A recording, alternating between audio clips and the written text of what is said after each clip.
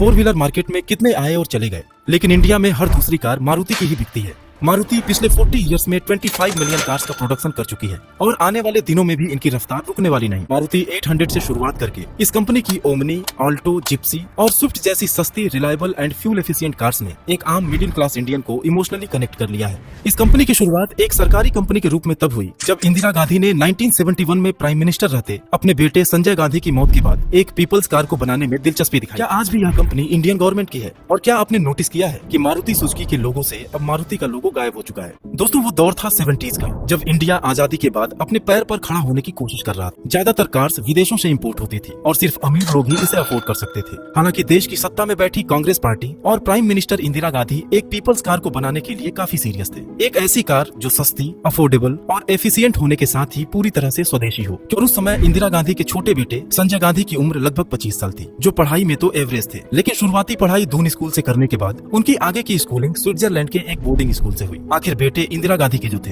University में तो उन्होंने कभी एडमिशन नहीं लिया, लेकिन ऑटोमोटिव इंजीनियरिंग में काफी इंटरेस्ट होने की वजह से उन्होंने इंग्लैंड के क्रीव में रोल्स रॉयस में 3 साल तक अप्रेंटिसशिप किया। कार रेसिंग और एयरक्राफ्ट एक्रोबेटिक्स के वो काफी शौकीन थे और बाद में उन्हें 1976 में पायलट का लाइसेंस भी मिल गया था। 1970 में सूर्यराम मारुति टेक्निकल सर्विसेज के नाम से एक प्राइवेट लिमिटेड कंपनी रजिस्टर कराई गई थी, जिसका पर्पस था गाड़ियों के डिजाइन, असेंबली और मैन्युफैक्चरिंग प्रोसीजर्स की ट्रेनिंग देना। 1971 में इंदिरा गांधी और उनकी कैबिनेट ने अपने पीपल्स कार प्रोजेक्ट को जमीन पर उतारने के लिए MTSPL को सेलेक्ट किया और कंपनी एक्ट के तहत एक्वायर करके उसका नाम मारुति लिमिटेड रख दिया गया। दूसरी तरफ संजय गांधी भी अपनी अप्रेंटिसशिप पूरी करके इंडिया वापस आ गए थे और उन्हीं को कंपनी का मैनेजिंग डायरेक्टर बना दिया गया और साथ ही में इस कंपनी को कार के प्रोडक्शन का लाइसेंस भी जारी कर दिया गया। संजय गांधी आम लोगों की एक इंडिजिनस कार बनाने के लिए जी जान से जुट गए। कई इंटरनेशनल ब्रांड्स को साथ में मिलकर काम करने का प्रपोजल भी दिया और फॉक्सवैगन के साथ तो उन्होंने जेवी के लिए भी कोशिश किया ताकि उनकी फेमस बीटल कार को इंडिया में बनाया जा सके, लेकिन कहीं से भी कोई पॉजिटिव रिस्पॉन्स नहीं मिला। किसी तरीके से वह एक प्रोटोटाइप मॉडल भी तैयार कर ले, लेकिन उसका प्रोडक्शन कभी नहीं हो सका।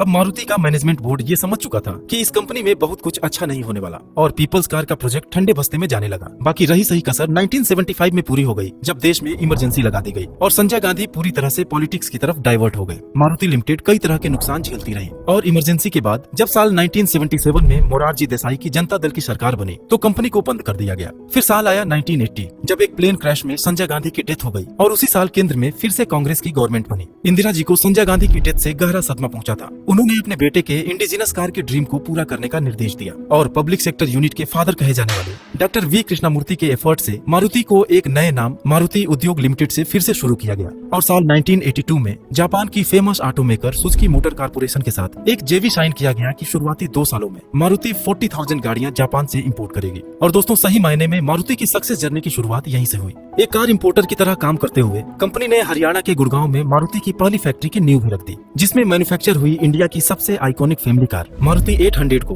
19 दिसंबर 1983 को लॉन्च किया गया। इंदिरा जी इस कार को लेकर इतनी एक्साइटेड थी कि इसके पहले कस्टमर हरपाल सिंह जी को उन्होंने गाड़ी की चाबी खुद अपने हाथों से सौंपी थी। इस कार का प्रोडक्शन आज भले ही बंद हो गया हो, लेकिन इसको इतना पसंद किया गया कि साल 1983 से लेकर 2014 तक इसकी 28 लाख से भी ज्यादा गाड़ियां बेची गयी। इसके बाद 1984 में मारुति 800 के ही इंजन के साथ मारुति ओमनी और 1985 में जिप्सी को भी लॉन्च किया गया, जो ऑफ रोडिंग के लिए काफी पसंद की गई। इन तीनों कार्स की बदौलत मारुति का इंडियन कार मार्केट पर कब्जा सा हो गया और कंपनी के प्रॉफिट में तेजी से इजाफा होते देख सुजुकी मोटर्स ने 1987 में कंपनी में अपने शेयर्स 26% से बढ़ाकर 40% कर दिया। अब कंपनी के पास इतना पैसा हो गया कि कार की प्रोडक्शन कैपेसिटी को कई गुना बढ़ा दिया गया और इसका एक्सपोर्ट भी शुरू कर दिया गया। फिर 1991 में लिबरलाइजेशन के बाद जब इंडियन मार्केट को ओपन किया गया तो सुजुकी ने मारुति में अपनी हिस्सेदारी बढ़ाकर 50% कर दिया और कंपनी का नाम मारुति उद्योग लिमिटेड से मारुति सुजुकी हो गया, क्योंकि अब दोनों 50-50% के पार्टनर थे। इसके बाद मारुति ने एक के बाद एक नई गाड़ियों के मॉडल लॉन्च किए और 1999 की वैगन आर आज 20 साल बाद भी सबसे ज्यादा बिकने वाली गाड़ियों में से एक है। इसके अलावा मारुति सुजुकी इंडिया की पहली ऑटोमोटिव कंपनी थी जिसने साल 2000 में अपना पहला कस्टमर कॉल सेंटर खोला था। फिर 2004 में मारुति ऑल्टो लॉन्च की गई, जिसकी सेल ने एक रिकॉर्ड कायम कर दिया। यहाँ तक कि मारुति 800 भी अब बिक्री में इससे पीछे छूटने लगी।